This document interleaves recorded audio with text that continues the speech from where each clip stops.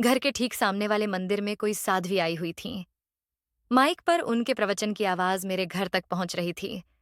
बीच-बीच में श्री राम की धुन पर वे भजन भी गाती जा रही थीं।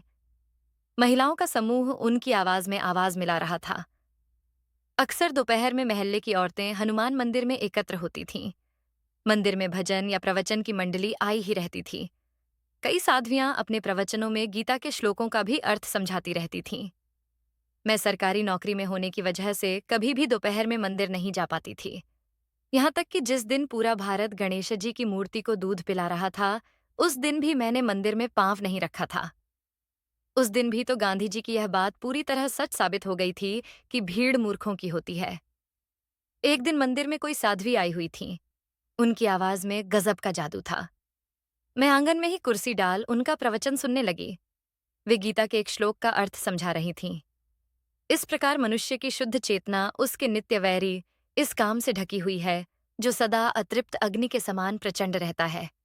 मनुस्मृति में उल्लेख है कि कितना भी विषय भोग क्यों न किया जाए, पर काम की तृप्ति नहीं होती।